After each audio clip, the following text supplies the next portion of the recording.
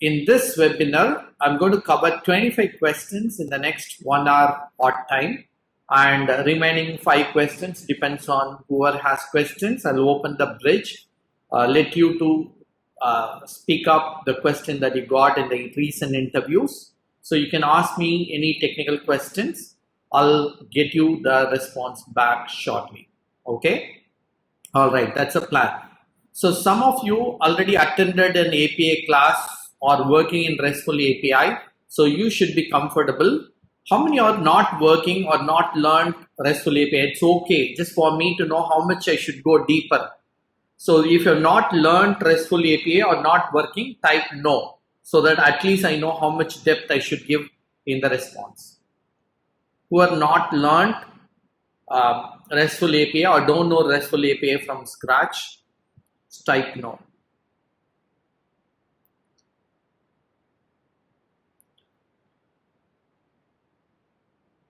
Okay, all right. Okay, if you learned it, this will be pretty okay. But if you have not heard about the terminologies about the RESTful API, you would find it a little hard for you to follow me. Is that clear? So those who have not learned RESTful API in your entire learning series, then preferably you might find it a little hard to follow me completely. So I would encourage you, take notes and keep it with you. Probably when you learn, go back and refer it. That's the easiest way to approach. Okay, those again, let me repeat, for people who have not learned RESTful API before, I would encourage you to write notes, and when you are learning or when you are doing it yourself or through us, you come back and refer the notes. It will be very, very useful. Okay, all right. With that said, thank you so much. I currently work interestingly on the backend automation. A lot of my work time is currently we are working on a new platform that we are building. The entire platform is built by Flutter, as the front end and the back end is built on the Flutter with the Node.js at the back end. So we are building obviously RESTful API throughout our component. So it is estimated to be like 440 APIs so far for our eventual integrations. We are connecting our platforms to different analytics platform and virtual platforms. Those are all being done completely through the RESTful API. We are also doing some of the conversation in GraphQL currently. That is what we have. And some of my projects are running in microservices, and I also developing. And for all the people who learned API with us, I'll also supply this in your WhatsApp group. I have started writing something called warehouse management using Spring Boot, and I built this completely the backend API for all of you. And those who learned RESTful API with us either in the past or recently, I'll send you this entire connection. This has a MySQL. It'll automatically create your table. Okay, it'll automatically create your table. It'll try to give you everything. This is being built. I built closely about 55, 60 once. I didn't write the front end part for it. So once I complete the front end, I'll release the next version. For the moment, I'll push this to GitHub repository and leave it to you with a link on the WhatsApp group. Okay. All right. Thank you so much. And again, thank you so much for joining today. And thank you for being a great learner with us in terms of webinar or through paid version, whatever format. Thank you so much. So let's go get started with these 25 questions. I'll deep dive to them. If you have any questions around it, post it in the WhatsApp, in the chat channel. I'll go ahead and respond back to you as soon as I could. In case if my internet breaks for any reason, don't panic. I'll be back properly in a minute or so. Okay, all right. Can we get started? If you can get started, go say yes. Let's keep the energy flowing. Brilliant. Okay, all right. The very first question is, what is the day-to-day responsibilities? Because you would be telling in the resume that you worked in an API as a backend automation engineer. Then the preferred first question is going to be, what is your day-to-day responsibilities? That's a standard question that you're going to get. So when you get this question, when based on my experience working on RESTful API as an automation, and my team is currently working with me right now, so I'll write down the key points that you should be talking about it when it is a day-to-day activity. So I'll talk about what will be my 9 to standard 7 o'clock or 9 to 7, right? Whatever time. I'm currently working from home, hence most of you do. So with that said, what would be a standard 9 to 7 day-to-day responsibilities of an API automation? So generally what I would do is when I clock in at 9 or 9:15, whatever time. So the first thing what we do right here is basically we start with fundamentally looking at Jira, looking into Jira and for the assigned API tickets, right? So we look at what are the tasks assigned to me at 9 o'clock. So generally I look at the task, what has been assigned from an API automation or manual testing, or it could be some debugging or hands-on meetings, everything I look at my 9 o'clock. And then probably 9:15, I generally look at my test report, right? The API test reports which ran for currently in one of our projects that we do, we have 1100 plus tests, right? API test. So the 1100 test runs every night. So after it runs at the night, in the morning, we just look at the test report and try to identify the something called RCA. You should know, right? Root cause analysis. So the logically what we intend to do is identify we are using in this project, the project that we are talking on GoodGrid, we use completely the reporting portal as the option, reportportal.io, and which is a standardized reporting engine. So what we do is we analyze the defects, right? And then we classify the defects, and then we start identifying what could be the possible fixes. So sometimes the fixes can be classified as a development defects. So we call dev defects. Again, this will be automatically pushed to the Jira by our code base, or it could be sometimes it is data issues, or it could be sometimes code issues as well. Code meaning automation code issues. So depends on this. Sometimes it is also 500 errors. 500 errors are specifically talking about server errors, which is also done as a fix from our side. So these are all standard things, and we also look at, right, we give a roadmap for future fixes, right, future fixes with the lessons learned. These are all something we keep writing down in our Jira documentation. Generally, this depends on how many fail happened. It might be depends on 45 minutes, sometimes 30 minutes. So on a good day, it is something like 30 minutes. So I would 9:45. I start looking at basically the regular email check, whatever I wanted to do. These are all standard activities that I do. Then 10 o'clock is my regular stand-up meeting that we have. So this is what we do follow in our current project. We have a 10 o'clock. Some project we start at 9:30, 10 o'clock for this project. So stand-up meeting, you all know what we do in the stand-up meeting. So we tell what are the API tasks assigned to us, what are the defects that we have to fix, all that standard things that we do. And then 10, 15 minutes stand-up.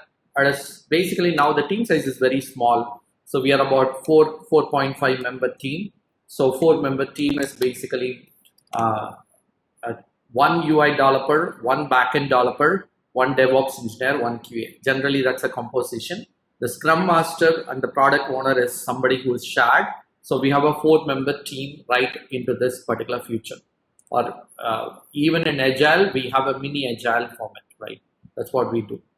Okay, after the stand-up meeting at 10:15, generally what we do is either I debug the failed test or write new test.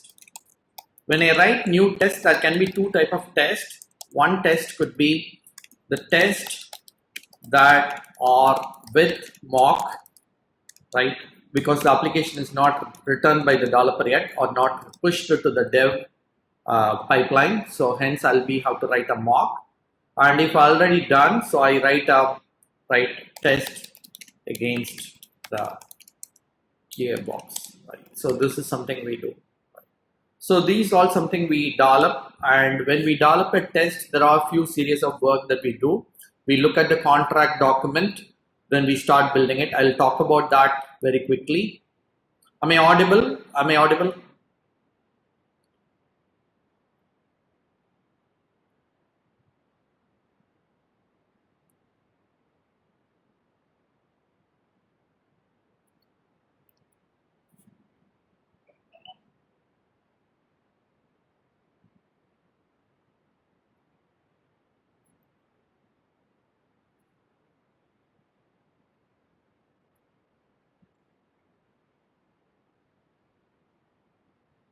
Okay, looks like I lost you in between. Can you all tell me when did I lose you? When did you guys lose me? What time? Okay, what time? 2 minutes back. Okay, all right. Okay, all right. Is the first point A, which is okay. Okay, so when the development team do not have, after you mentioned mock, okay, all right, thank you so much. So when the developer do not write their original code base and push to the dev pipeline, then we start writing the mock. And in the case where that is already pushed to the QA environment, then we write the real test against the QA box and do it. So when we write the test, these are all the procedures we follow. I think most of you know that. So, okay, so first use contract document. Use contract document. Okay, am I clear now, guys? Reconfirm. Okay, all right, thank you. So we look at the contract document. We look at the contract document. The contract document for us is Swagger. So we predominantly use Swagger across. Look at the contract document and then the build the services for test in Postman. That's what we do first. And then once it is done, then we push it into our REST assured framework that we have, which is actually a Makaya. We have an internal Makaya version, which is version currently 3.1. So we run against this REST assured framework, what we have internally. And then finally, what we do here is we test either against mock or the real server. And once it is all done, if things are fine, either we debug or we test against different data. So this is what we do. So once all done, end of the day, what we do, we push the code to the Git repo. This is a private repo what we have. And then currently we are also moving from Git repo to Bitbucket slowly. And because we have now, we are also adding up quite a few tool sets because we wanted to look at the code coverage, all that. So currently once we are pushing to the Git repo, then we have a Jenkins pipeline. The Jenkins pipeline runs at night, those tests. This is how our regular test cases are being pushed. This generally takes for one API to develop, right, debug and test. It takes like closely about, depends on the kind of API. If it is chained API, non-chained API, it takes anywhere about 1.5 hours. Okay, it takes anywhere about 1.5 hours. So 90 minutes, it's a regular test time.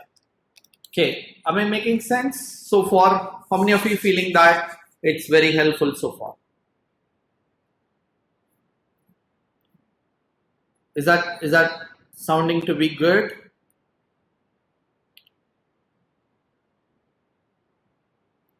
Okay, all right. Is this helpful? Okay, is this helpful? Okay, brilliant. Okay, so this is what generally we do starting from this morning so to the evening. Okay, then this depends on how many API we need to test these works. And I want to be super honest. We also do manual plus automation. We don't think when you're doing API testing, we'll only do automation. We do manual and automation together, right?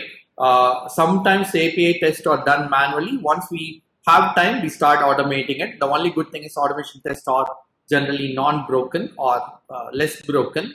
So hence it is pretty useful. So pretty much what we do is we continue these tasks, general tasks between every day.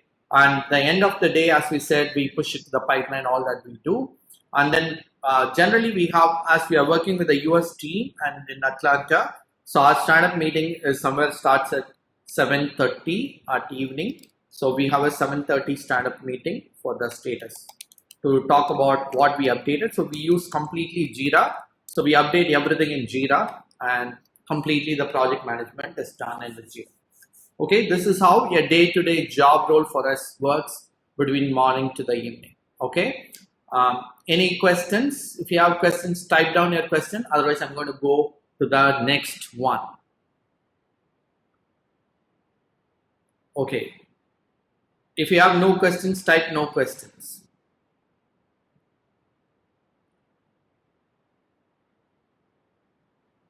Yeah, we have got 1180 tests part of us, 1183 tests or something. So these are all the size of the tests that we have. From the interview, it is always going and talking micro level. It is always very, very helpful. If you give a micro level examples, people understand you worked on a real time. If you are talking on a larger level, people really don't get to know about it. I personally recommend talk little more detailing. Okay, that will help you. The 1100 test takes about closely. We are currently in Kubernetes. We moved to AWS Kubernetes. The currently tests are completely running possibly less than 20-25 minutes for this. That's the kind of size we are talking about. Okay. Base URL is basically the we'll talk about the URL a little differently. For us, the endpoint has something like this, right? So we have a server which is pointing to the test server, and the port number is something like this, and then followed by the resources. The resources change for every API, whereas the server doesn't change for it. All these are all configurable.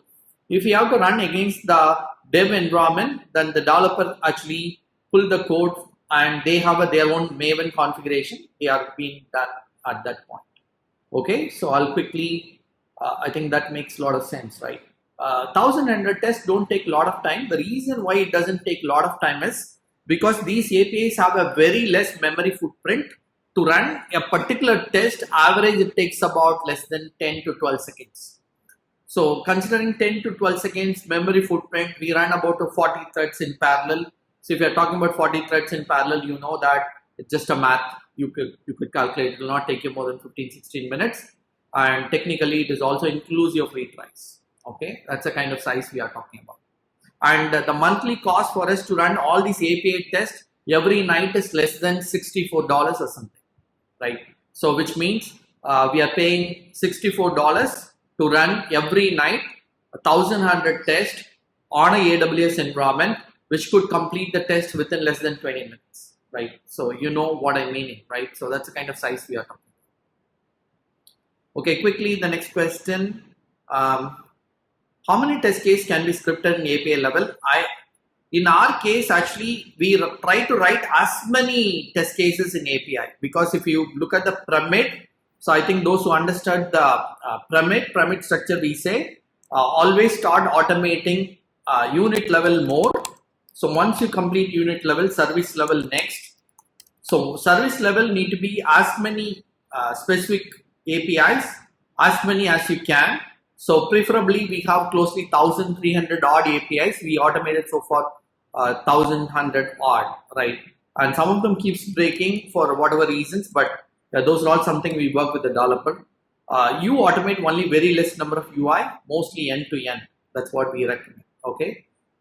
Okay. So the next question: on an average, how many APIs can be developed in a single day?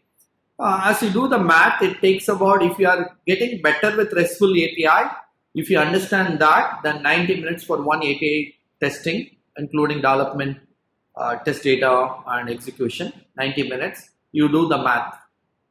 Okay. If it is a chaining one, if it is chained one, then you have to calculate it accordingly. What is the chaining? We'll talk about it shortly.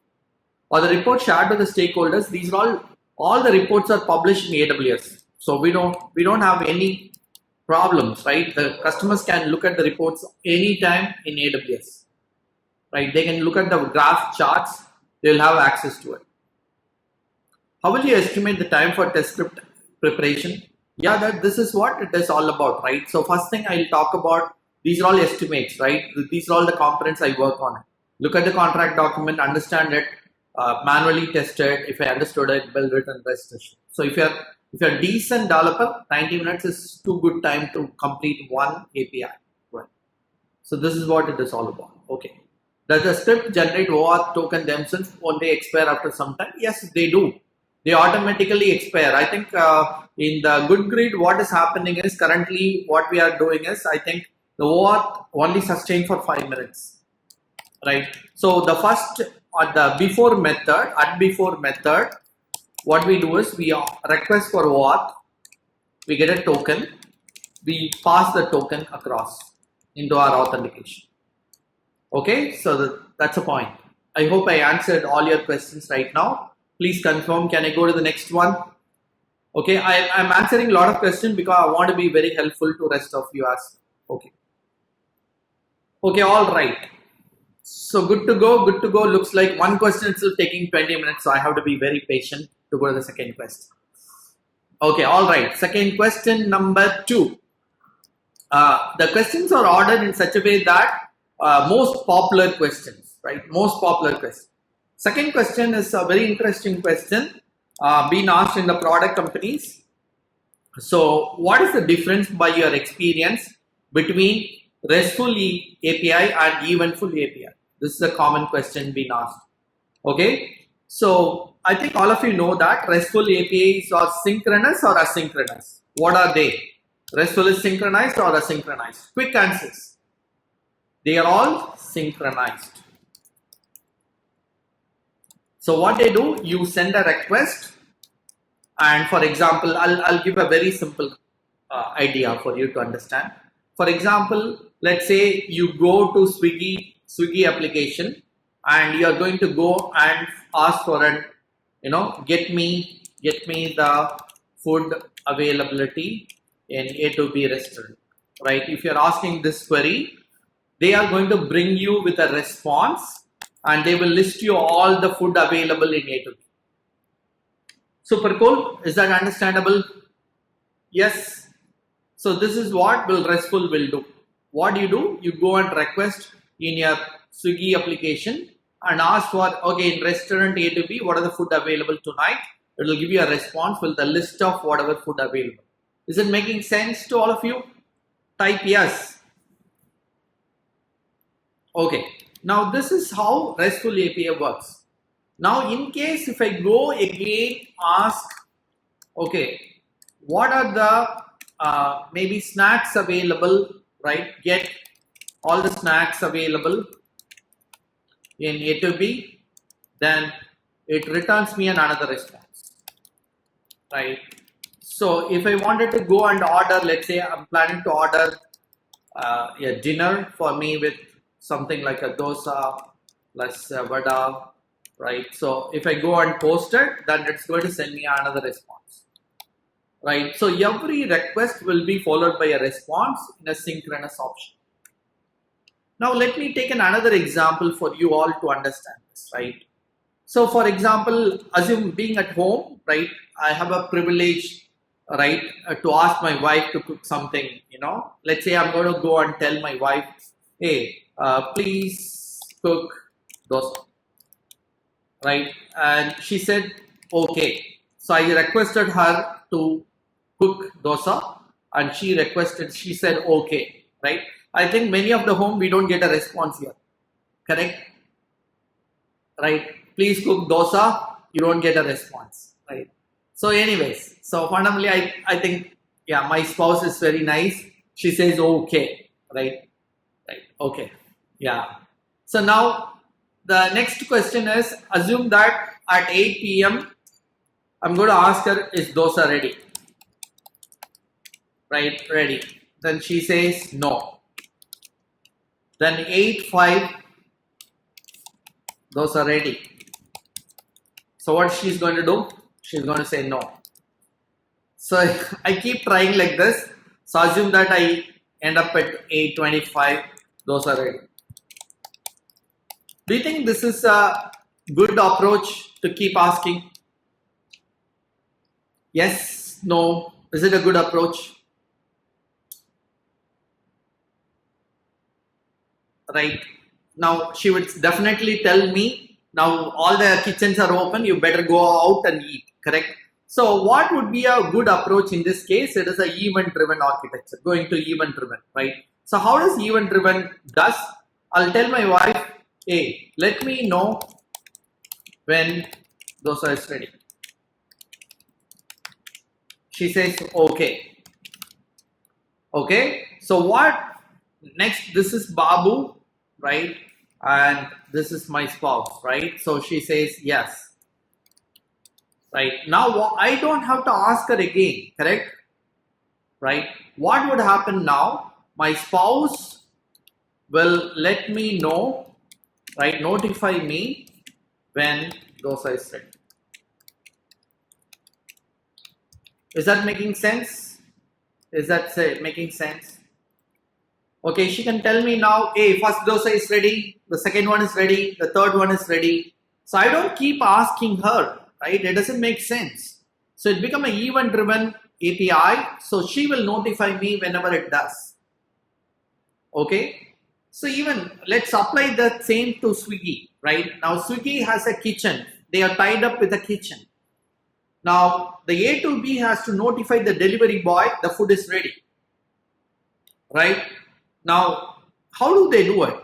The delivery boy cannot come and wait in the kitchen all time, correct? It doesn't make sense. The A to B may take little longer, or depends on when they don't have a crowd, they can make it faster. When they have a bigger crowd at their hotel, they have to make people to wait. So hence what they do is they do an event driven architecture. So what they do is they go and tell, hey, let me know when the food is ready. So A to B will inform 5 minutes before, hey, the food is ready. So the delivery boy takes the food and start delivering to you. Does it make sense, guys? In current industry, this is RESTful API, but more of event-driven API. That's fundamentally the experience what you have to do.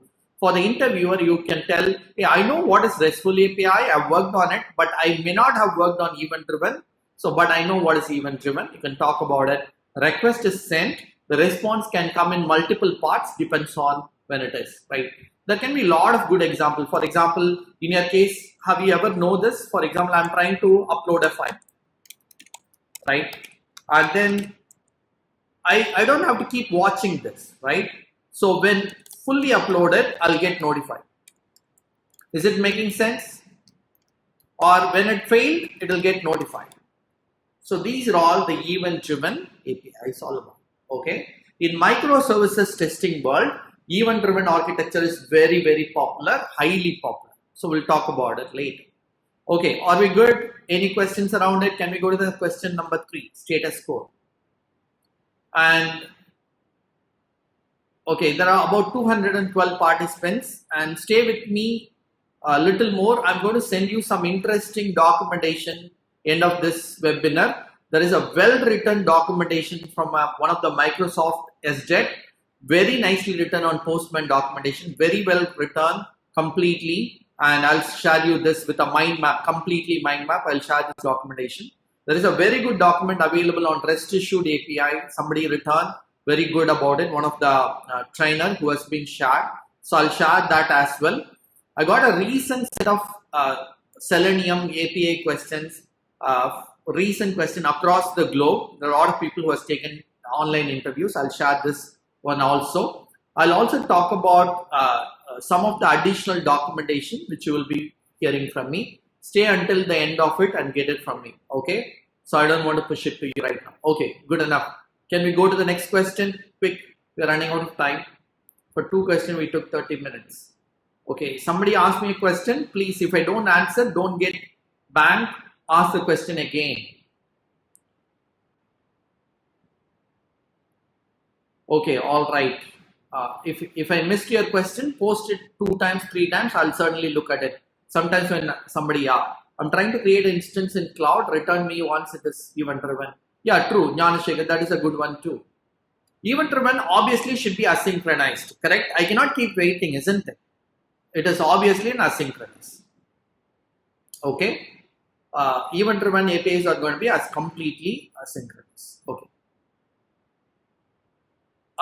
Listener looks up to Kafka topic. Yes, correct. It is a very similar logic. Kafka.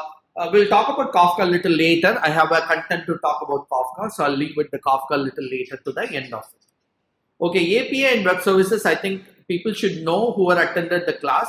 API is outer layer. Web services are internal layer. So if you have draw a diagram something like this, the outer blue color is an API. The inner green color or the pink color is supposed to be the web services. API can be outside the web as well, right? That's a point. Okay, any example for event-driven service to try out in Postman? You may not have Postman support only RESTful, not the event-driven. Okay, and how to handle Kerberos authentication? Swiggy is looking for. Okay, so that's basically Magesh for you to understand. This is an authentication service they have, right, internally. So, so what is your exact question? Is how do you handle Kerberos authentication? Is that what you are looking for? Then it goes with your OAuth implementation, right? So that is how they try to do it. It is already stored in your mobile if you're using a mobile apps. I think based on my Swiggy SDET team, most of them use mobile apps, hence it should be the logic. Okay, and okay, we'll come to the URL later. Web services and microservices are very, very different. Yeah, very, very different. So we'll come back to this. I don't want it to deviate from my scope. So let me go back to my question. Don't push me with a lot of, only ask me questions relevant to RESTful and event driven. Don't go beyond it. Otherwise, I'll keep missing you. Okay. Let's go to the third question. Question number 3. Okay. Okay. Status code that you have used 400 versus 500. Generally, people ask you the standard interview question. What is the status code you have used? I think all of you know there is 100 status code, 200 series, 300 series, 400 series, and 500 series. You know what? In recent one of the application, I got 701. I was really stumbled by 701 because it is possible you can write your own status codes as well. It is not that you cannot. I got in 701 from one of the application in the public API. I was really stumbled, but it is not a good choice. So you will see generally most of them will be from hundreds to 500s. Okay. This is standard. I believe all of you know it. 100 is informational. I think I have already content. I don't want to type it. Let me go to the Mozilla HTTP status code. The 100 series belongs to informational. 200 series is all about successful. 300 is redirectional. 400 is client errors. And 500 are completely coming about server errors. Okay, are we good? Is that understandable? Pretty good. Okay, I think you all have to understand this very, very carefully. Generally, they ask a question, what is the difference between 400 to 500? So let me give an example which you can explain a little better. Okay, I'll also give an example for 300 shortly. Okay, take a look. So this can be a good example between 400 to 500. Okay, for example, let's say that I'll give an example from Selenium WebDriver. You will be able to do it. For example, I'm trying to use driver.close. What does driver.close will do? This will call an API on the background with the close option to that session, and the browser will be closed. Right? This is what will happen by the Chrome driver. So if it is successful, you will get 200, right? But same time, if I'm trying to do driver.close, but the browser is already closed, I'm sending an API. Now what should happen now? What should happen now? It will throw you an error saying 404 because session is not there. Session not there. Session is already closed. So in this case, you'll get a 404 error, right? This is because you are trying to deal with the application level, client level problem, which is nothing to do with the infrastructure, right? So it is because the session is already closed by you, the browser doesn't exist. Same time, assume that I'm trying to do something very interesting. For example, in one of the server error, assume that in this scenario, right, what's happening is the network timed out, right? Or you got to see some gateway timeout, right? Right? You are trying to hit it, the server does not operatable, right? So maybe your Chrome driver is running on the AWS environment, and the system is unavailable to serve your request.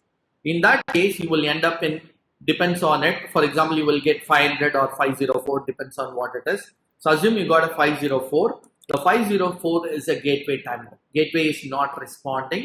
You will end up. This is because, this is nothing because of the Chrome driver. It is because of the infrastructure. AWS could not handle it because it is something went wrong. So in that case, it is because of the infrastructure you couldn't. This is because of the data or because of the application that you're working. That could be a possible error. This is called client errors. These are all called server errors. So make sure you could give an example so that they can appreciate what you're trying to do it. So I did it from Selenium because most of you come with a Selenium WebDriver as in implementers, right? So let's go to the next one. Somebody asked about 300 errors. Okay, good or good? Confirm if you guys understood the difference between 400 errors and 500 errors. Okay, somebody asked me about 300s, right? 300s are not errors, by the way. 300s are more of a information, but redirectional information, right? So it is just to keep you posted. For example, let's say that I'm hitting a server. Let's say I'm trying to hit a server 1, right? And I'm trying to hit this server. This server actually go and authenticate to another OAuth server, right? So which may be Google. So what happens here is I'm trying to hit up my server. My server goes and authenticate my credentials with Google because I'm trying to log in with my Google credentials. It will be redirecting to the Google server. Is that right? Yes or yes, no or no. So my server do not handle this request. It redirects the request towards my Google server, which is basically going to authorize and confirm, hey, Babu is all good. Let's go forward, right? So once it authorizes, it will be coming back to my server. I'll be able to do it. So this is called redirectional. Okay, this is letting your server to go to another server to perform the action and come back. Okay, so brilliant. With that said, we are done with that question. We are going to the next question. Any questions? Quickly throw at me related to the status code. Any question related to the status code? Good or good? What failed? Redirection failed, then you will end up with the server errors.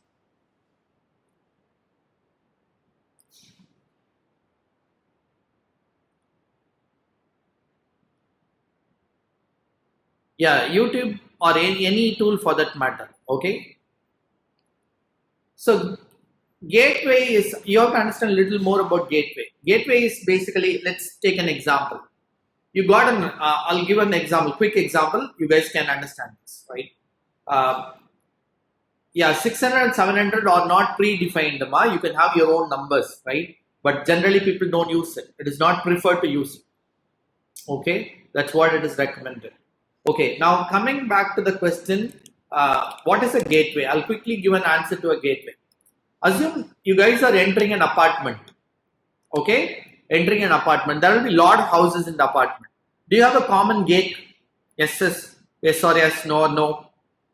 Do you have a common gate? Why do I have a common gate? So that they can route you to the right people, right? That is how it is. So what gateway does is, for example, I think I showed an Excel sheet a couple of days back, but let me try to give you a quick understanding. So for example, let's say I'm trying to do this, right? So I think I'm sending a request from my browser or from my postman. This request will go and hit particularly the API gateway first, right? This is a gate. So this will hit me. This would be the IP address, common IP address. And this will go and send the request to a particular resources. So that this resources may be running on a particular internal server 1 and running on port number 8090, some port number. It will go and hit this particular API resources, which will give you a response back. Okay, so gateway is the one which basically trying to send the request correctly, right? So gateway will be the one which will be moderating where the request should go to. So what if the gateway is still down or the gate is closed? It is not able to serve you. That is why we get a gateway timeout. Is that making sense? Okay, who are asking me the question? Okay, all right. Proxy is to validate. See, proxies are very different. Proxy is basically more about your internal systems, right? So, for example, I don't want somebody from outside your organization to come in to go into your website. The proxies are going to be allowing you to security. API gateway is not for security. API gateway is for channelizing your request to a different systems. That's what it is all about. Okay, so there's a big difference between proxy and gateways. Okay, gateways do not do security checks.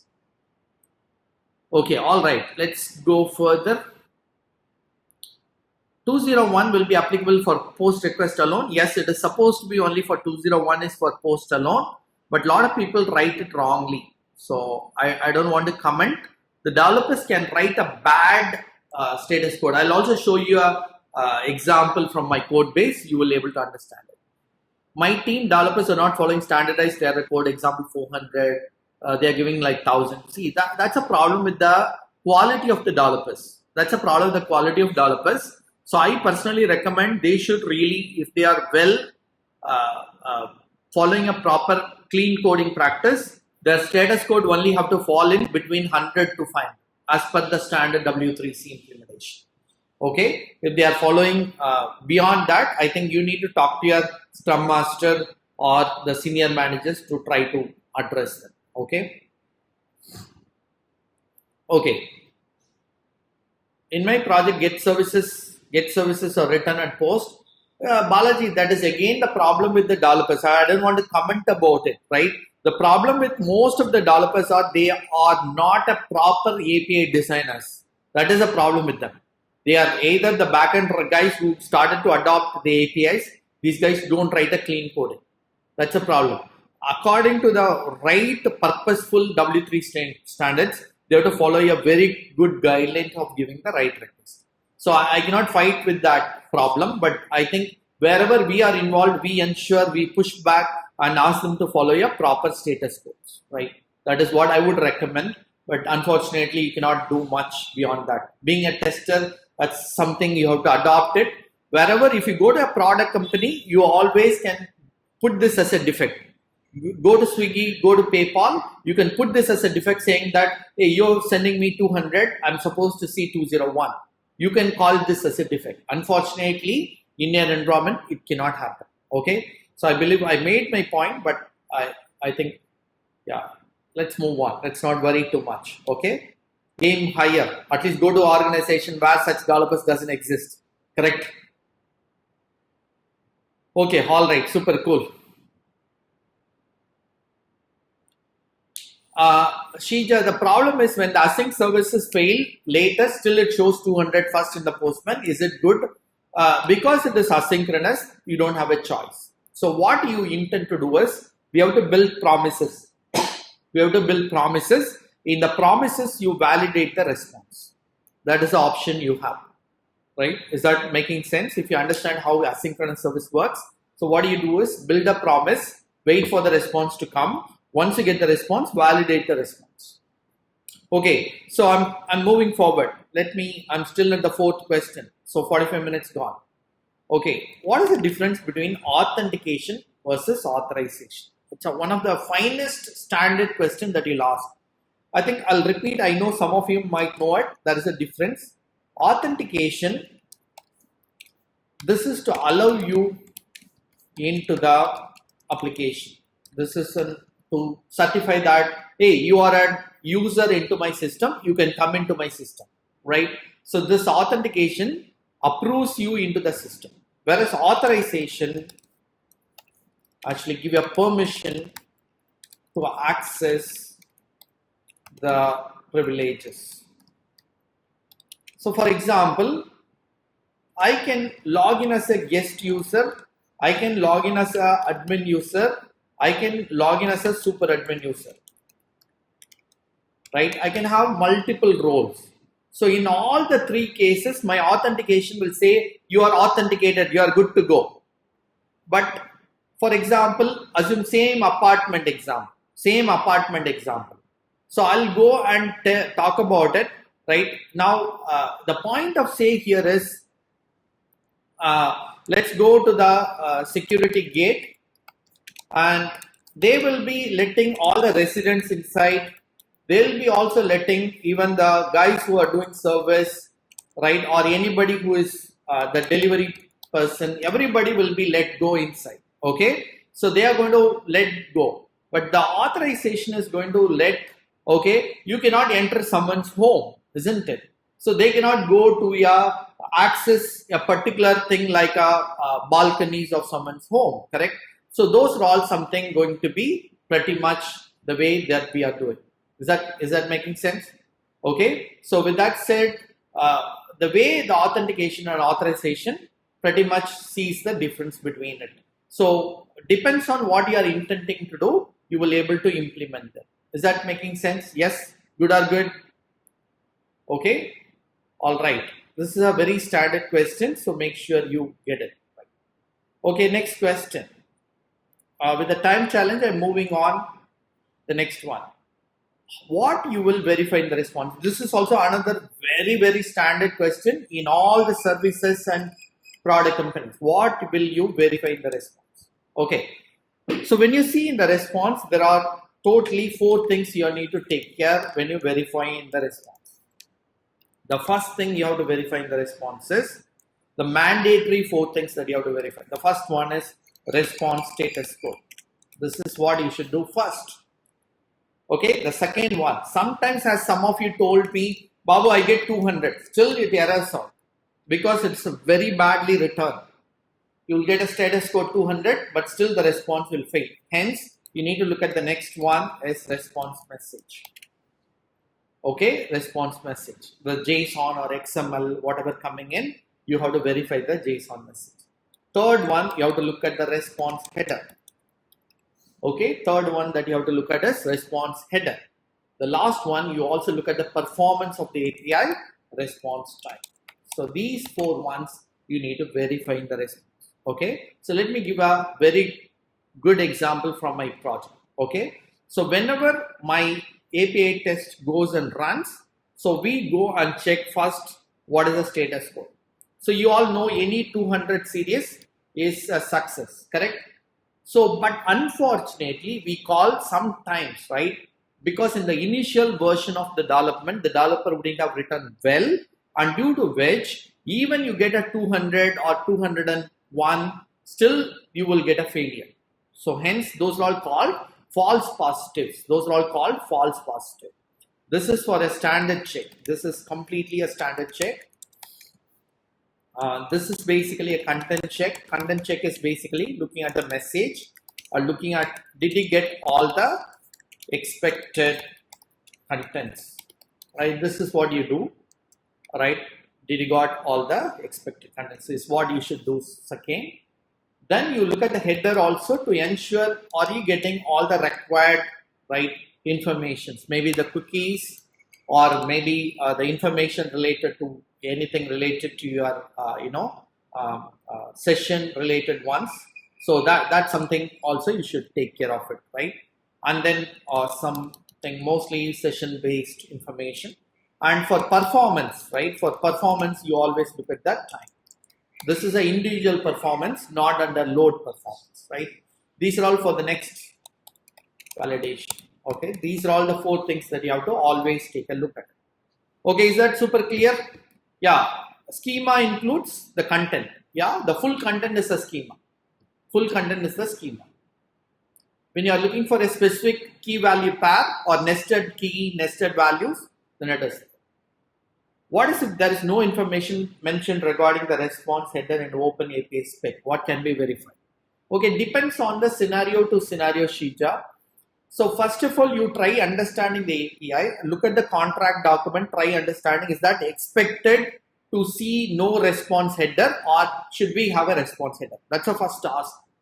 If most 90% of the application, whatever application I work, I always have a response header.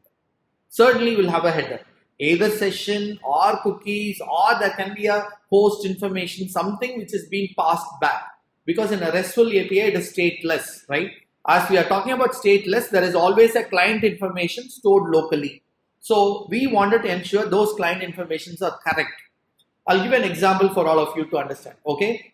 So do you guys need a real experience for me? Yes or yes, no or no? Okay.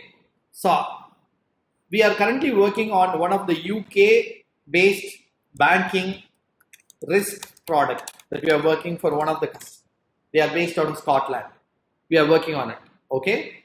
And when we are talking about this product, what happened in this case is when we are getting the post for authentication, we get a token. This token is stored on the local machine. And next time when you are sending the token goes all right again back with it, right? The header will hold the token which is being processed, again sent back as a default information to the request. Now what we intend to do is we took the token, what we did is we expired one of the existing token forcefully, then we sent the expired token back into the next request. In the next request, we sent the expired token, but the system accepted. And through which what I could do, I could go and see someone's data. Right? This is what happened. Right?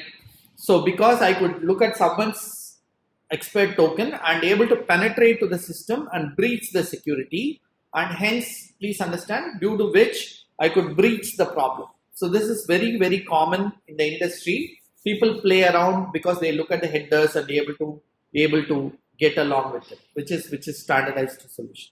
So go ahead and try to look at it. These are all, that is why I continue to say headers are very, very important. So let me go and pick some example, as somebody asked for a postman example. So let me also do that and show you something very good. Okay, are we good? Okay, cookies, or I'll show you a cookie very quickly so you guys can see a request shortly.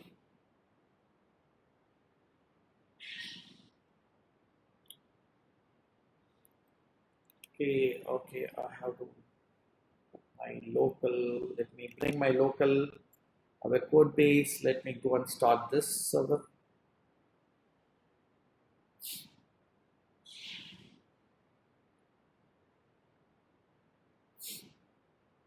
So this is a Spring Boot application. Let me bring it up. So I'll show it to you shortly.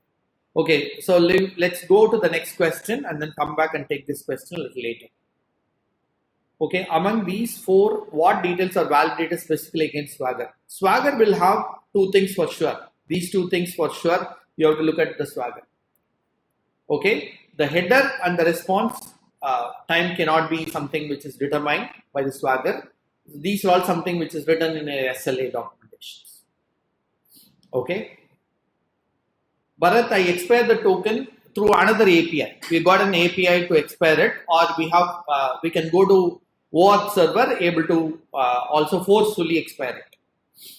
They don't have a DB actually. The OAuth server doesn't have a DB direct. We don't get a DB access. We are using the third party OAuth. So we will not have access to their OAuth.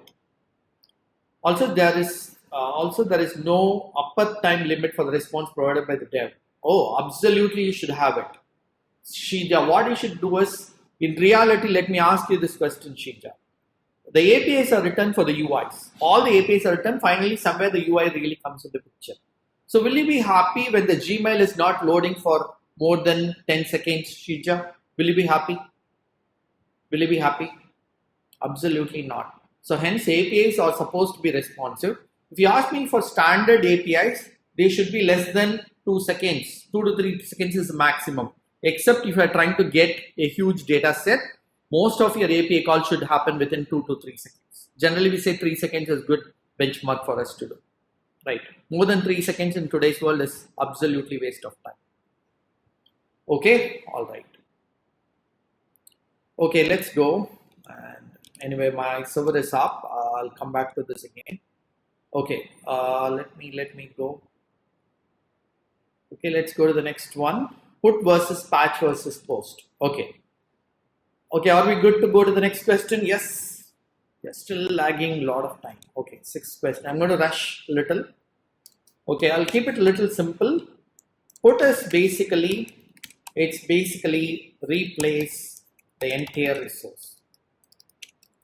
This is the word you have to use in the interview. You are replacing the entire resource is completely the put. Patch is basically update the specific resource element. Okay, so updating the specific resource element, right? So if you look at from a table level, if you look at table APIs, the entire row is updated or multiple rows are updated, then it goes to put. If you're trying to update only a particular column or couple of columns in a table, then it goes to the patch. And then post are generally supposed to be written as create, but there are a lot of people, unfortunately, people misuse, they make post itself for put and patch. I've seen that happening. Even in some of my projects, which is written by the old developer systems, even they write get also as a post. I've seen people misusing these methods. They would have come from the SOAP implementation. They have not went through the entire clean RESTful API. So hence they follow the system wrongly. But RESTful API doesn't stop you from doing it. Okay, you can use post and get are surrounded by it, but it doesn't really stop you from that. As long as you implement it, it's good. So now coming to the post, supposed to be right. It is about create a new resource. That's what it is all about. Okay. Does it make sense from the interview perspective? This is all the keywords that you have to use. Yes or yes? Can we go to the next one quickly? We're running out of time. Okay, anybody having questions on put patch? There is also, people should know what is options. Did you guys know what is options? What are the options all about? What are the options all about? Yes, no, yes, no. So, okay, if it is no, options are generally to find out what methods are supported. Right, what methods are supported. So is the get method supported, post supported, put supported, patch supported? If you want to know, then use options. It will come and tell you for this particular call, which is the allowed methods. So you will get the options. Okay, good. Can we go to the next one? Yes.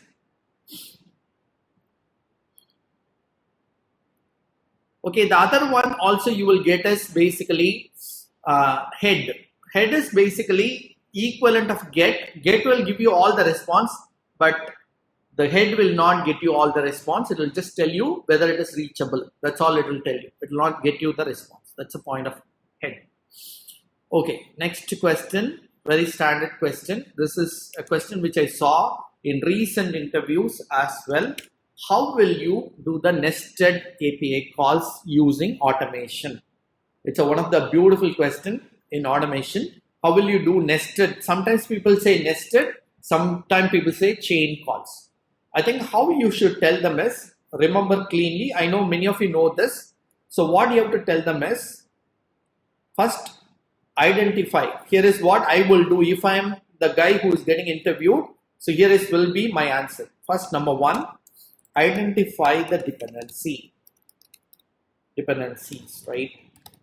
So which means my resource 1 depends on resource 2. Assume that my resource 1 is dependent. Then I also have to find out if resource 2 is dependent on any other resource. First, identify the dependencies.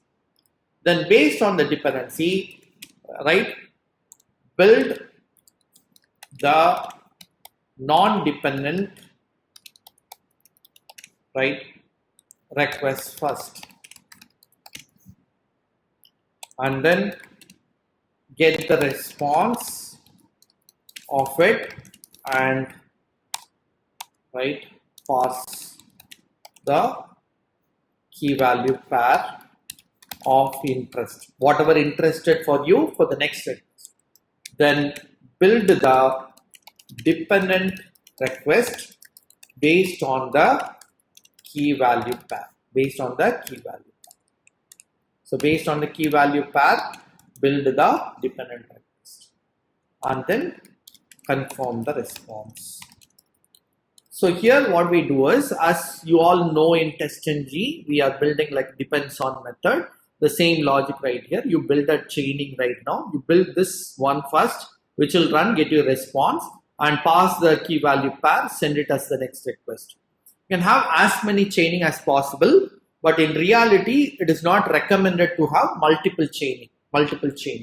So multiple chainings are painful, okay? It's not going to be very helpful, but in GraphQL, they are trying to solve this problem little differently. They try to say, we don't want to have a chained calls, we want to avoid the chaining calls, okay? In this case, we call overfetching and underfetching in RESTful API.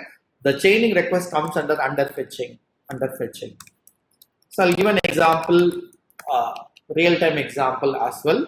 For example, let's say you are trying to log into the system, right? You are trying to do the login to the system. Once you log into the system, then it try to get your name and the avatar or your image, right? So it gets you the name and avatar, your details first. So it gets you logged in, your details first. Your details will have a name as a text and then avatar or your photo as the second one, right? Now it will not get you the photo directly. The photo will go and be requested separately. Photo request will happen separately. So it goes as a separate request. So this is one request. Based on this particular avatar ID, the photo will be fetched and shown on the screen. So this is called underfetching because this is two requests, one request and followed by the second request. Okay, right? But GraphQL becomes little good interesting. GraphQL is basically written with the backend with the graph, completely written with the queries and built in with queries. So hence, when you request it, all the information will come in a single shot, right? So when you're going and requesting log into the system, you will get directly the photo itself. So name, comma, photo. So the only thing is the backend developers would have written a good amount of queries which can fetch you everything at once. Okay, so I believe all of you understood this. All right, it adds more than the performance is more about time, nothing about the memory. Okay, Shija has asked the question, what will be the response of this nested call? Will the response code be 301? No, it will be 201. Again, another request comes back again as a 201 or 200. It depends on what type of action it is on. Okay, 301 is from one server to another server. Okay, GraphQL will filter on top of RESTful API. No, not at all. It's completely two different systems. It has no relationship. GraphQL was inspired from RESTful API. They looked at the limitation, they built it on top. So completely different. Okay, all right, super cool. Can we go to the next question? We've got a lot of questions to go. I'm running out of time. Okay, good. Okay, this is a super interesting question. You should really know. This will help you to do it. Okay, this is a good question. How do you debug when your backend test failed? Okay, very good question. Super good question. You better know this. Okay, how do you debug when your backend test failed? Okay, so what I'll do is I'll just follow the same, right? Whenever my test failed, okay, so I collect all response information. What is response information? We talked about the 4 information, correct? So we collect all the information. The second thing is I will be retrying the test, okay, to confirm the same outcome happens. Okay, for example, sometimes when you get a 500 error or gateway timeout 504, it will not occur again. When you rerun it, it might have solved. You have to rerun not immediately. You might have rerun after the end of all the test or something. This may not happen. So first, whenever something failing, so it is always recommend you to retry the test either with the same data or with a different data. That is the first thing you should really do. Number 1. So strategy number 1, retry the test, automated retry test, not manual. Okay. So retry test either with the same data or different data, depends on your status code, you can do that. The next thing is look at the logs, right? If you're using Postman, look at the Postman logs, or if you're using REST issue, look at the REST issue logs. What logs I should look? Both the request logs and response logs. Both are mandatory. Sometimes, for example, you get a 201, but your response failed. Okay, then it is important for you to understand what you sent, what you got. So you should look at both the logs at your side first. Even it can be a Postman logs or a REST issue logs. You should look at it. Then look at the logs at the API server. API server. So it is maybe difficult. We use like Splunk. I don't know how many of you know Splunk. So you can go and Google it. Splunk, we use Splunk, which captures all the logs for us. So it will be very helpful for us, right? Currently we are using Splunk. The CloudWatch is expensive for little bit for us. So hence we are not keen about using them because there are a lot of logs for us to monitor. So hence we are using implementation. So these are all something looking at the logs, and then once you look at by the time which API failed, what happens? You do all this analysis, then go back to the developer with the logs for the fixes. So this is what we do, right? So basically, right, this is where we have to. So how do you debug when your backend test fail? So we do all this stuff. We collect enough information. So if it is a defect because of data, or if it is defects because of, let's say, your API test code, then you fix it. If it is basically application code issue, then talk to the developer and sit in a defect triage meeting. You guys have a defect triage meeting? So we work on a defect triage meeting, right? And in case neither of this falls into the category, then you go and talk to the infra team, ask for more information. So this is exactly what we intend to do when we want to debug your backend failures. Azure Apps is perfectly fine. Logs can be pretty different, right? Vicky, the Splunk, you can configure how long you want it to do it, right? So depends on the size, you should be able to do it, not by the time. So we are not bounding by time, we are bounding by the size of the logs. So you guys know how to look at the last logs, right? So what we do here is we'll look at the tail of the logs, and when we are running the test in a debug mode, we look at the tail of the logs and see what exception the API server is throwing at us. Okay, are we good? If you guys don't know what is tail, I think you should learn little amount of Linux to understand about it. Okay. All right, super cool. Can we go to the next one? Next one. Okay, next one. Okay, this is an interesting question. OAuth versus token. Okay, OAuth versus token. So question number 10. Yeah, we just reached 9. Okay, long way to go. So let me speed up a little. Okay. So OAuth versus token has different information. The important information is you have a client secret and client password in terms of OAuth, which is an additional security that you get, and then it gives you finally a bearer token, right? So that is exactly what is the difference it brings onto the table. Whereas the token does not fall under the category.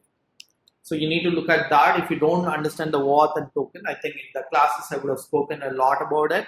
In case if you don't get it, just watch one of the video. You'll be able to capture that information. Okay. So OAuth is basically, we are currently talking about OAuth version 2, and here it could be something like JWT. So which is a standard token that we are using. Okay. Can a service have both OAuth and JWT? Yes, you can have it. For some security services we use OAuth, some security service we use token systems, which is okay about it. The only thing is what we do is the first authentication goes to OAuth, the rest of the authentication may be token, depends on the service security you wanted to hold it. So you can, right, nothing wrong about it. Okay, so let's go to the next one, question number 10. What is URI? I think some of you asked me this question, so this is an interesting question. A lot of people ask you something, what is URI? A difference between URI versus URL. Okay, so let me quickly tell you by a simple diagram, which you guys can take a look. So URI and URL is pretty same. Okay, don't get it wrongly. URI and URL is same. URI can be URN or URL, but in the web application, URI and URL are same, right? It is very much the same. So URI in terms of web application is completely a same thing like this, right? Google.com, URL and URI is same. But when you are looking at a backend systems where we have to store some information uniquely, then we use some names, right? Namespaces. These are all the namespaces which are stored in the database, right? So these can be also URLs. So technically, all URLs are URIs. All the URLs are always URIs, but all URIs are not necessarily URLs. It can be also URN. URN is basically the resource names which are stored in the database for any references, like your keys, right? Something like your keys. So in this example, they have given an example like, right? For example, if you're keeping a book, internally you want to refer an Amazon book, they put a serial number, right? That's exactly what it is. Okay, that's fundamentally it is. Okay. So is that so far so clear? Yes. Okay, Bharat has asked a question.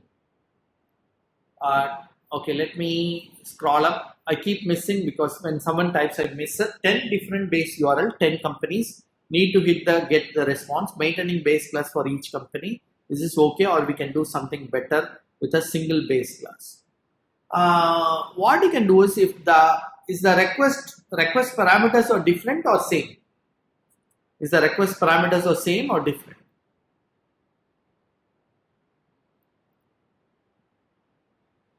Okay, if the request parameters are different, is the structure different, or also if the request parameters information is data is alone different, or the entire structure is different?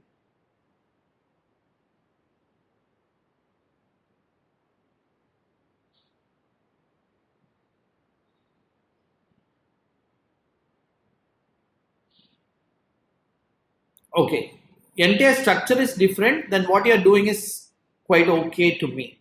Quite okay to me. It is not necessary you have to follow it. So whatever you are doing is pretty okay to me. You can keep it in the base class. You will able to do it. Okay. All right. So I think you can go ahead and do that also. Okay. Okay. Next question. Somebody asked, what is the difference between JWT and JWE? The difference is completely JWT is a web token. You get a token number, right? Whereas JWE is all about encryption. So the encryption is going to take care of the implementation in terms of internally. For a tester, it is all about JWT. We are not going to use JWE. You get a token and you are able to implement it. Okay, that's fundamentally it is. Is that making sense? For example, if you are talking about the encryption type can be like RSA. Some of you use RSA tokens, right? Have you heard about RSA tokens? Yeah. Right. So the RSA tokens is RSA is the JWE here, encryption type. The token you get at the end is the JWT. That's the difference all about. Okay. All right. Okay. Let's go to the next question.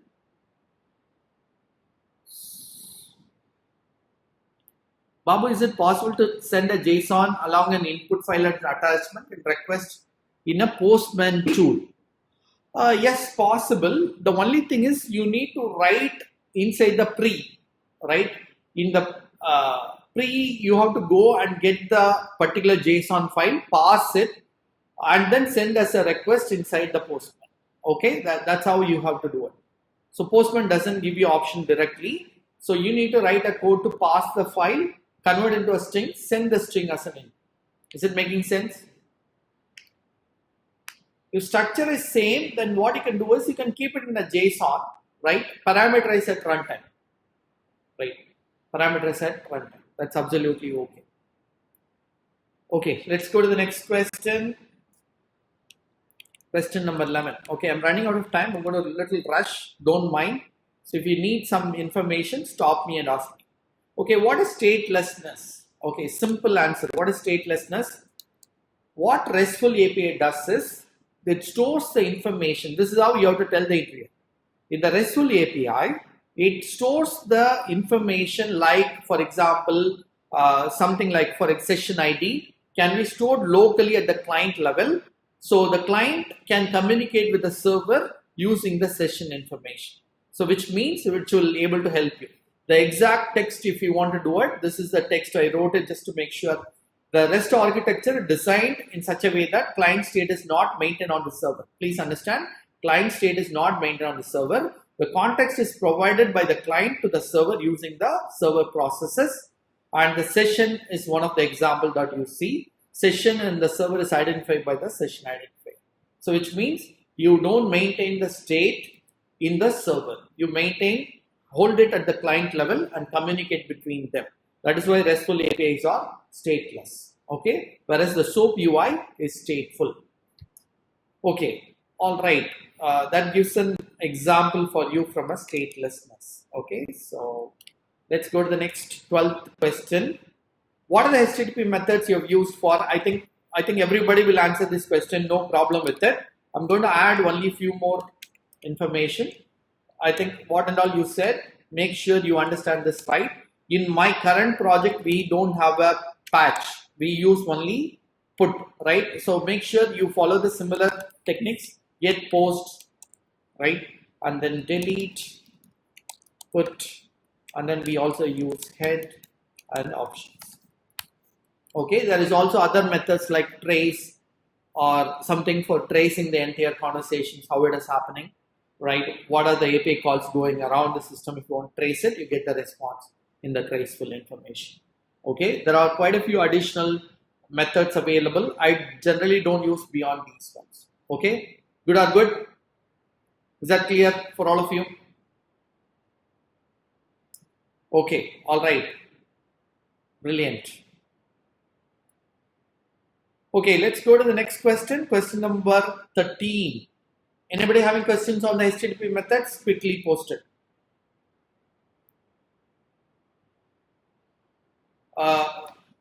Let's say I'm working on a new project. I don't know what are the methods supported by that particular server.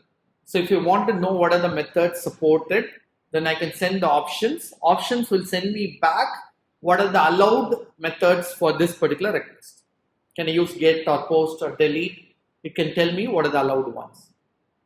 Is that clear, Shiva? Okay. Oh, I told head already. For example, if you are sending a get request will get you with lot of response because it can give you multiple response. The entire body will come. In the head, there is no body will come. Head is equal to get with no body. Response body. Okay, is that clear? Are we good? Good or good? Okay, let's go to the next one. Next one. Is that endpoint application specific? We don't have an endpoint that works options. Yeah. Okay, if your question is options related, I as a developer, I can allow you to ask me what are the options I have. I may restrict you not to see my options, right? So it depends on me, number one. Okay, so obviously it is specific to the developer, right? It is not specific to you, right? Is that clear, Krishna? I as a developer can decide what to show, what not to show. Okay, next question. How to construct, this is one of the fantastic questions asked in Swiggy. How to construct API test for a new feature. Assume you are working on a new feature. How will you construct API test? Okay, so here is the step number one. So first, right, go and read the contract document. So contract document are supposed to be available. I'll talk about what if contract document not available. Step number one, go and read the contract document and identify all the API involved for the future. Whatever future, functional, let's say Swiggy coming with Genie or Swiggy coming with a particular feature in Genie, probably using, currently they assume that they are coming with a new coupon code or something like that. Okay, looks like, am I audible? Okay, looks like somehow my screen sharing lost. Coming back to it. Okay, so identify all the API involved for the future. That's a step number 2. This is a very good step. So then identify all the dependencies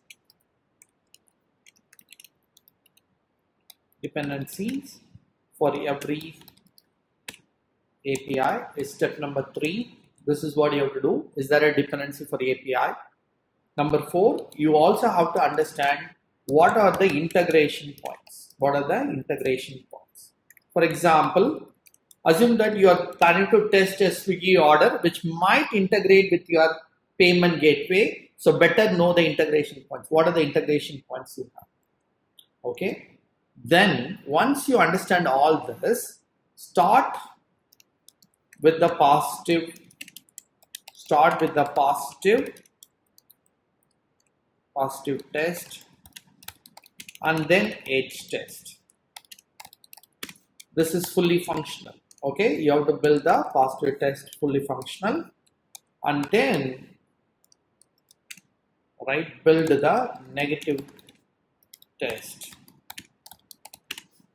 Okay, are you not able to see my screen? Okay, confirm if you guys cannot see my screen. I stop sharing and sharing again. Please confirm if you all can see my screen. Yeah, okay, thank you. Okay, right, okay, so build the negative test then. Again, this is a functional test. Okay, these are all API tests. Please understand, these are all API tests. Then, next one, what you have to do, please remember, this is what different in API. Build the performance test for the API. Build the performance test for the API. In the API world, we generally use Gatling, not much of JMeter.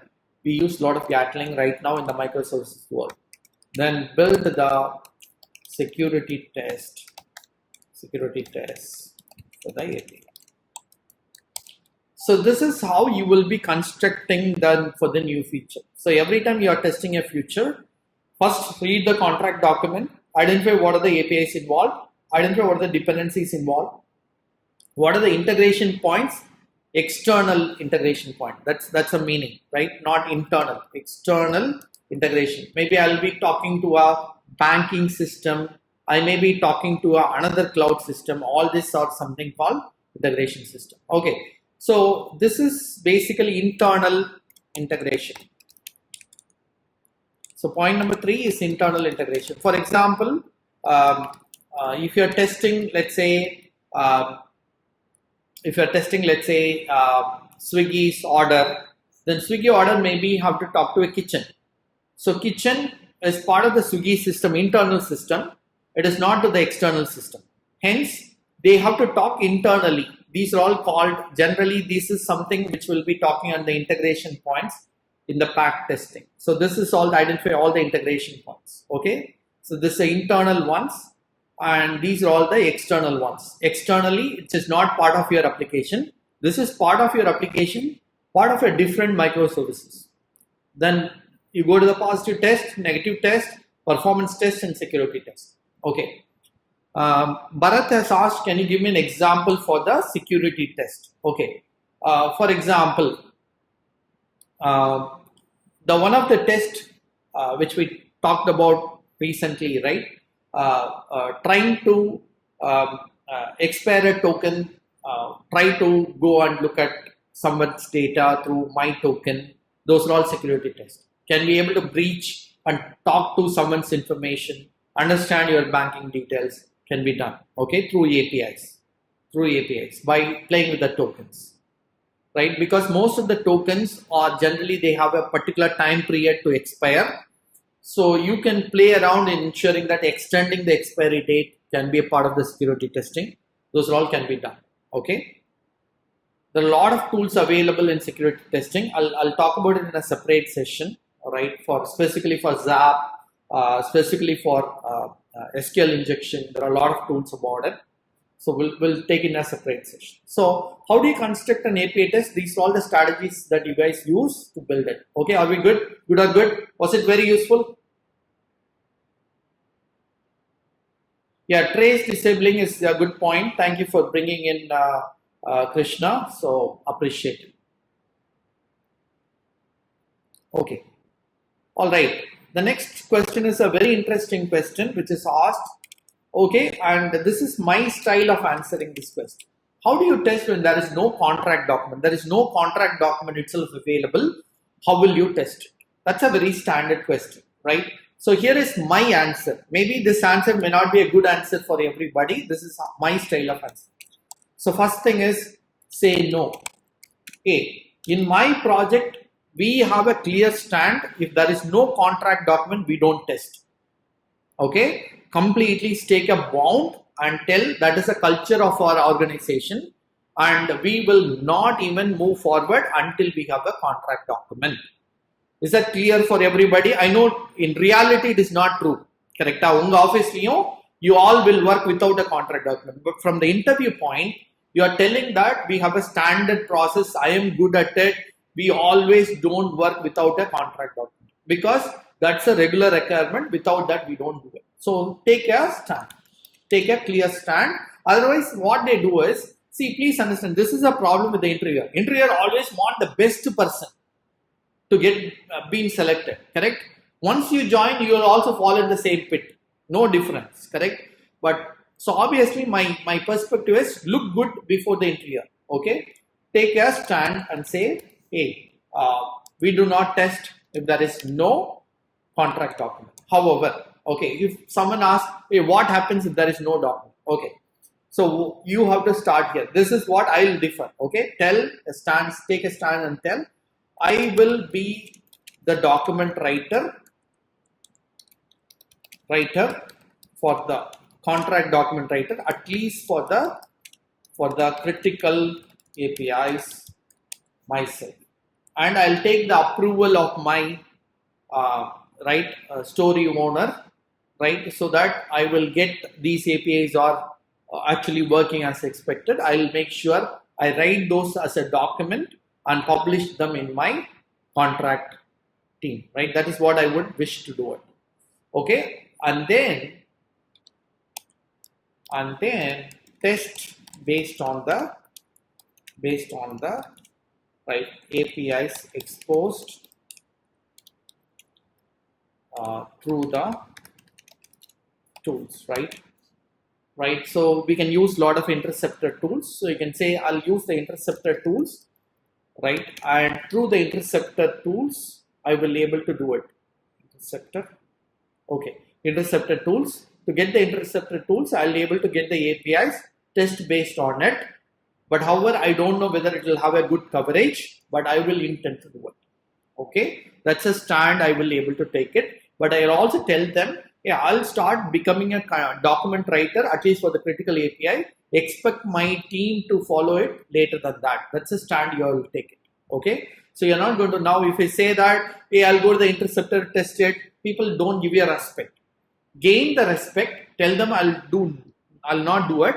But if there is no choice left out, I have to forcefully have to do it, then I become the content writer and able to do it. Okay, so preferably you can using network console in Chrome is a good option, but interceptors are very powerful. If you looked at a lot of good interceptors like Postman interceptor, or if you are looking at Fiddler, these can capture all the informations and it can give you a lot more insight to the entire details, which can be also stored, right? In Chrome dev tools, you cannot store all the information.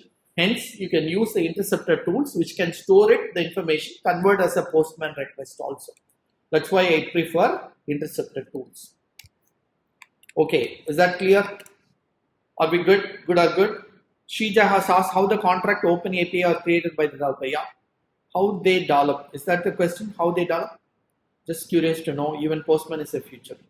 No. See, in my case, right? In my case, so if you see in my case, I have a separate tool where it can automatically generate for me, right? Let me go to my tool. So I have a Swagger configuration component which I wrote and which is available as part of the Spring framework itself. So what I do is I convert this, whatever I write, I can automatically convert it to Swagger. Being a developer, you'll be able to generate it. So if you go to my Swagger documentation, I'll show you end of this learning process. So whatever API I built it, for example, I built the 3 series, product, shelf, stock, warehouse. So you will see all these ones, Swagger documentation is auto-generated from my code base. So which is good to have, okay? So considering time, we are going to run faster. Okay. What are the core components of HTTP request? Core components, there are few core components that we have. So you know that in a request, first thing is what we have to have, URI, the endpoint, right? That's the first one, endpoint. Number two, you have authorization, right? And your authentication, right, system. And then the next one, you are talking about parameters, right? And the next one you are having is headers. Okay, these four are the part of it. Okay, good or good. Let's move on to the 16th question. This is a very good question. Better you know this question. This has been asked all time. Better you know this question for sure. What is the difference between idempotent and safe methods? Okay, how many of you know what is idempotent? How many of you want this answer? If you need this answer, type I need it. Okay, I need it. Okay, good. Let's go to this. So, idempotent are those methods that do not change the response. Okay, that do not change the response. Okay, safe methods are the one do not change any resources internally. This is internal change. This is an external change. For example, idempotent both do not change. Do not change. Listen carefully. They do not change. That's a keyword. Do not change. Okay, and this also do not change.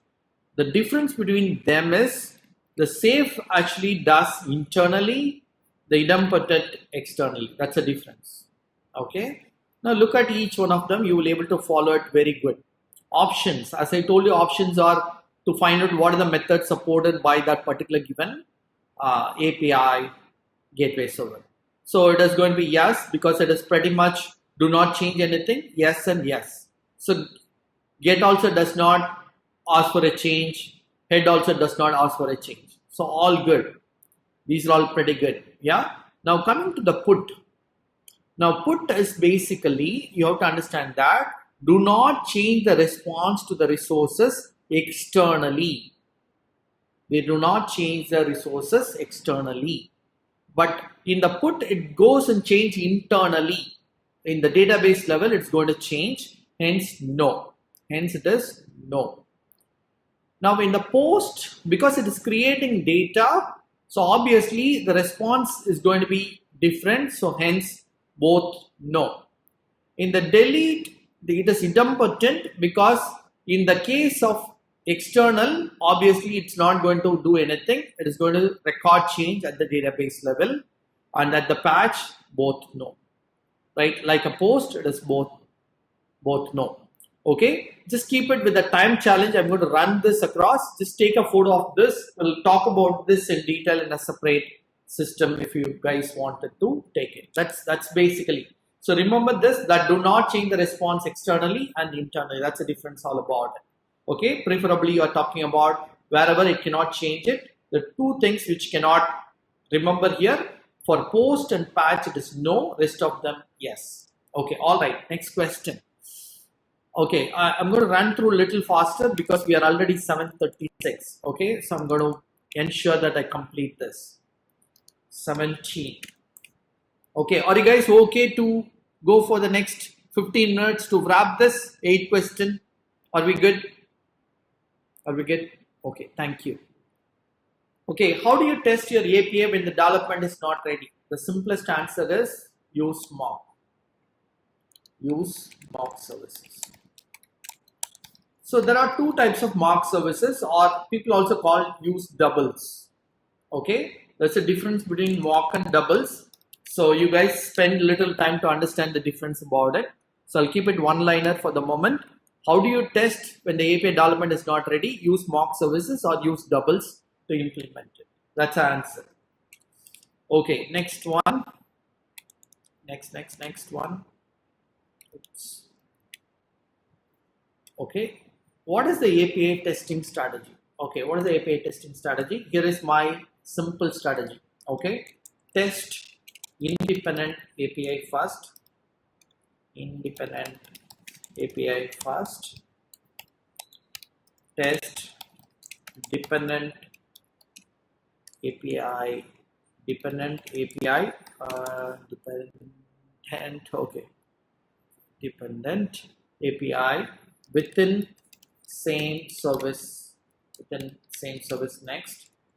Okay, and then test the integration API next within integration API, which is within same system, same application. Test integration API, external integration API, external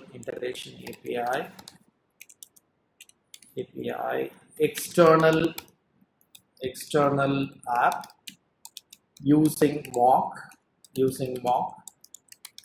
right? And then, right, the strategy, these are all talking about all the different tests. I'm talking about functional plus performance for all 1, 2, 3. Okay, security only for 1, 2. 1, 2 is only security is only for 1, 2. Performance for all 1, 2, 3, 4. 1, 2, 3, 4 performance involved. Functional also all 1, 2, 3, 4 involved. Security is only for first 1 and 2. Okay, so this would be your API testing strategy. The final component is, so you can test 70 to 80% of your APIs automated. So this would be your goal. Automation should be more than 70-80%. See, in my UI automation, I continue to tell, don't automate more than 40%. Maximum 40% UI is enough. But in API, you can automate up to 70 to 80% of your overall API can be very well automated, pretty much. So that should be your testing strategy. Okay.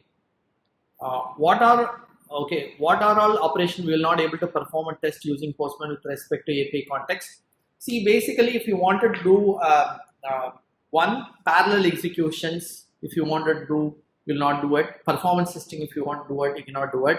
If you want to do monitoring services, what's happening with the API gateways, you cannot integrate with that. So it is more about integration issues and customized scripting issues. So that would be the most common problems. Okay, how will you handle multiple cookies in REST issue? This was a question asked in one of the interviews, so I thought I'll. So the answer is use headers ban. That's an answer. So if you know REST issue, I think you know this answer. So answer is use headers ban. Okay. And last few questions, challenge faced in automation. Okay, challenge faced in API automation. One of the biggest challenge in API automation is nil or poorly return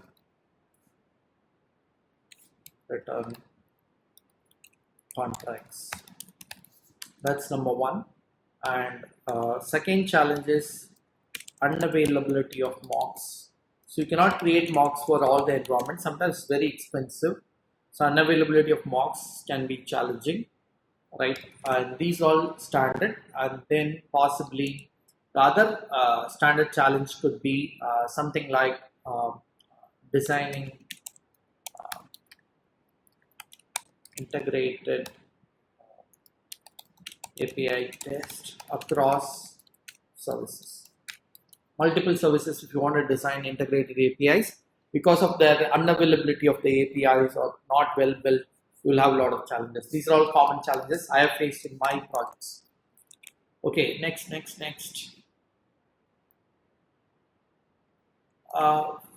Significance of firewall in API testing depends on your project. It's all about coming under the infrastructure Shija, so it depends on the infrastructure that you have. Okay. Balaji, we answered the question how to estimate time and effort in API testing. We already talked about it, but I'll keep a note. End of it, I'll recollect. Okay, how do you verify the JSON response contents? Okay, so if you are using Postman, then you can use the concept of test. You can use test, write JavaScript code to do that, right? If you're using REST assured, what is the library did you all use for REST assured to compare JSON values? What did you use?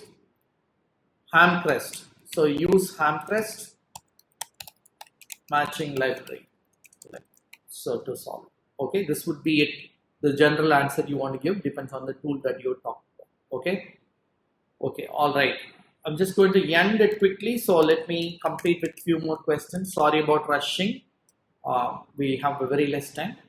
Okay. Write an API test for Google Payment Gateway. I'll leave this open. We'll talk in a different webinar separately. I'll talk about this separately. There is a interesting pattern for solving this using test case enumerations.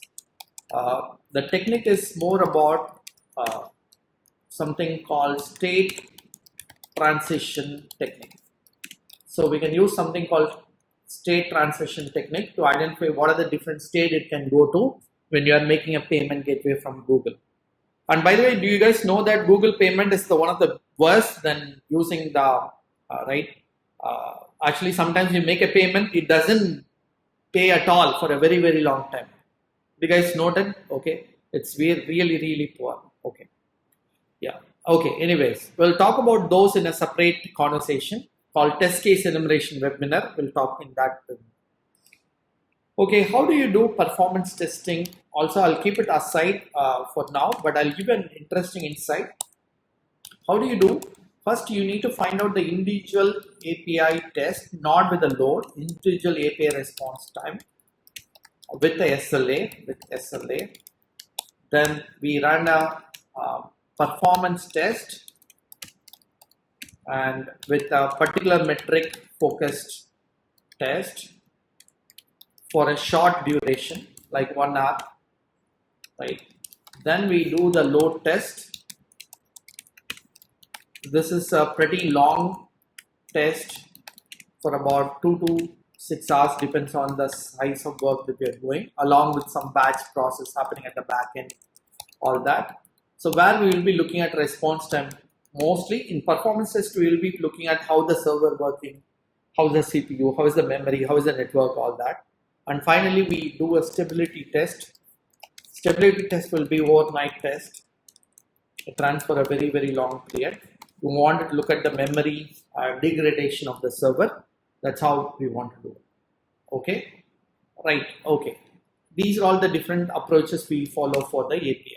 So completely explain the API framework components. So quickly answering, there will be a couple of components. Number one, you write first the test data. That's the most important engine in your system. Generally, in our case, these all test data are generally used using JSON. So we generally use JSON for all these APIs mostly. Then we have reports. As reports are, we use report portal for our rest assured internal one, or you can use extend report as well, report portal. And you can talk about extend report in that case. And then we have the reporting engine. The next one will be your rest assured engine, which has the library, the base, libs, all that.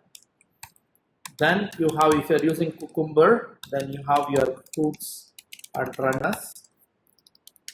And then finally, you have your test.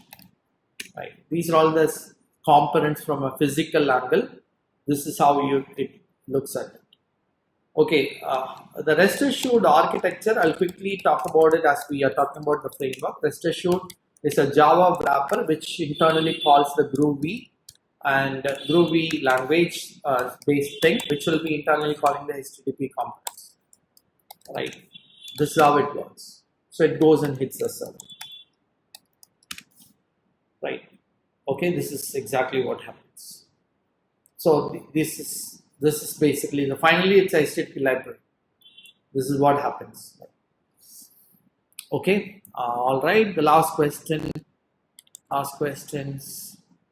Okay. Before that, somebody asked, want to write a YAML file. YAML file is you have got a lot of editor. Is there a necessity why we have to write? You asked this question, Krishna. Krishna also asked another question. Can you help how to create a POJO class for request and response builder in OpenAPI or Swagger? Krishna, when you're coming to my SDET, anyway, you are part of the SDET class, right? So in the SDET class, we teach you all that, right? So we'll be using in Java, there are already built in Lombok. You can go to Lombok there is a library called Lombok, so which will automatically generate for us all the getters and setters. Okay, so it will come with a Pojo auto generated. So if you want to understand, go to Lombok for now. Okay, message servers are coming in the event driven architecture to be right. Okay, Shija. Okay, so good. So okay, we are going to go to the last question. How to run Postman? I think it's a very standard question, but you all may know this answer for it. So let me know the answer quick. How to run the Postman collection via Jenkins? What is the library that you have to use? Okay, the answer would be Newman. I'm not going to detail so much about it. So you integrate the Newman technically in your Jenkins pipeline. So if you know the Groovy code, you can call the Newman internally and build it. That's standard solution that we are talking. Okay. With that said, I think I tried answering as many questions. Ashwin, as I told you, I'll not be sharing this recording.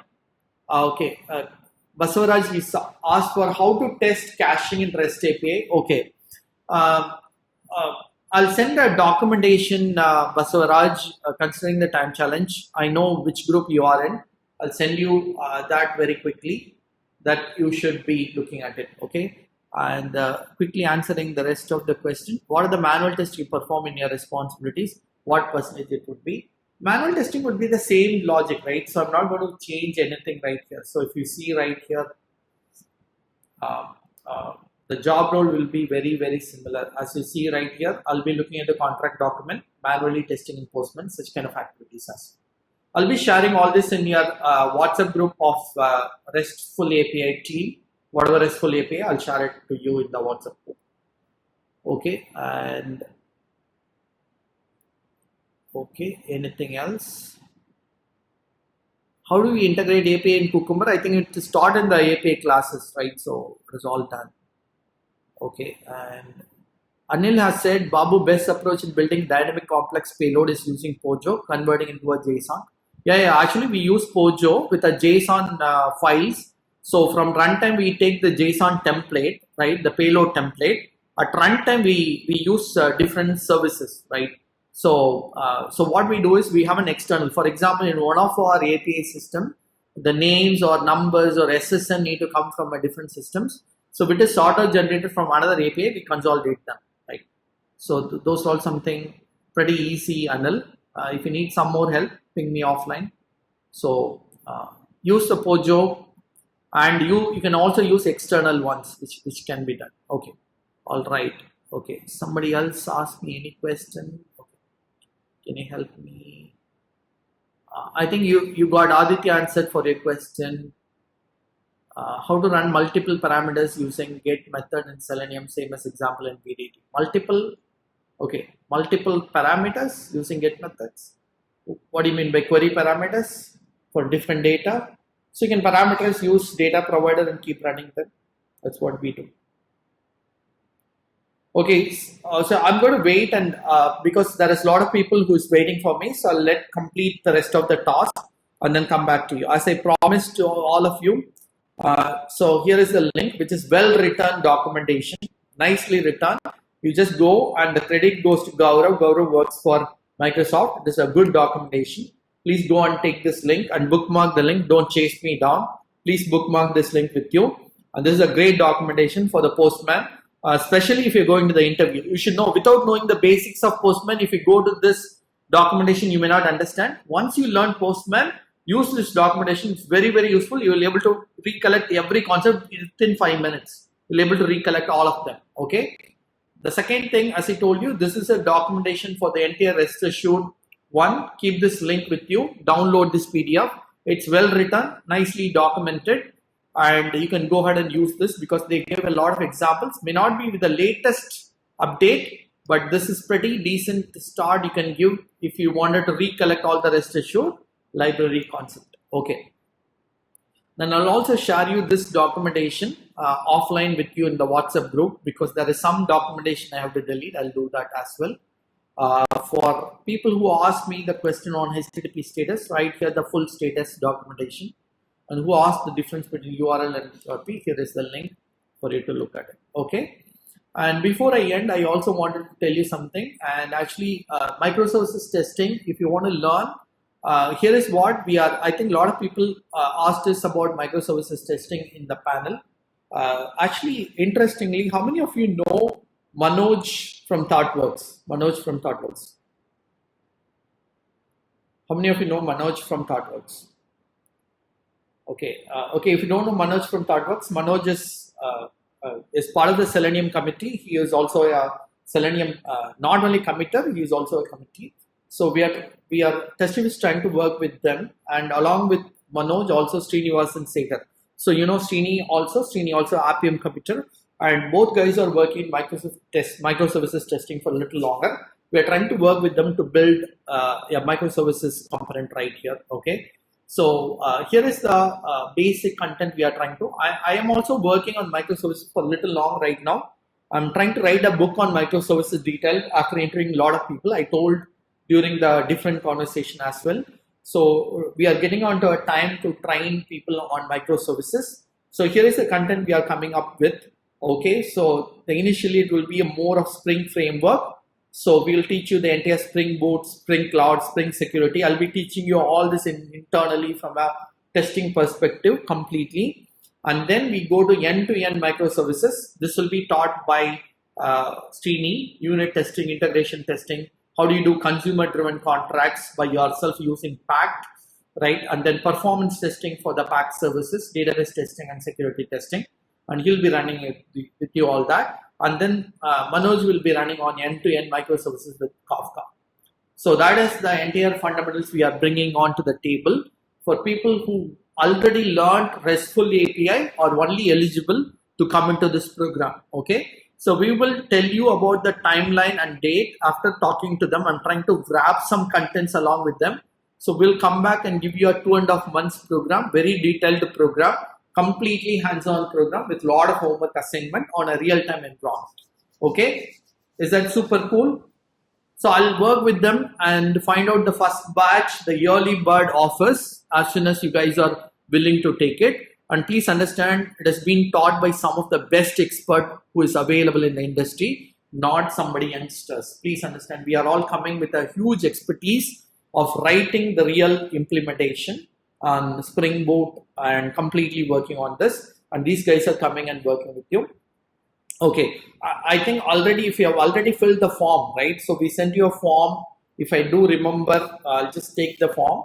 In case if you did not fill the form, please understand only people who has already filled the form interested for this, right? Let me give you this link as well. So let me copy this link. Okay, just a second. Take this link.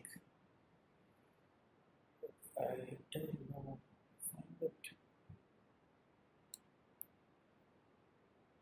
If you have not filled this link for microservices, better you fill it. Otherwise, the yearly bird offer may not be applicable for you. Okay. Siva Prakasam, if you are part of the RESTful API learning program, ask in the one. Okay. Okay. So that's a fundamental question, right? Aditya, is RESTful prerequisite for SDET? Or is a prerequisite, or SDET can join? SDETs can join. All my SDETs can join, obviously. The SDET batch number 1 can join, 2 cannot join. For people who are already completed REST API can join. Okay, go to this link, fill this link. There is a component which is available for, if you go to that link, it will take you to the where you can have to choose the option of explore DevOps and cloud, right? I think that's an option where you will see microservices testing. Okay, brilliant. So with that said, we will complete logically this recording. I'll take any questions which comes from you guys and stay here to answer all the questions.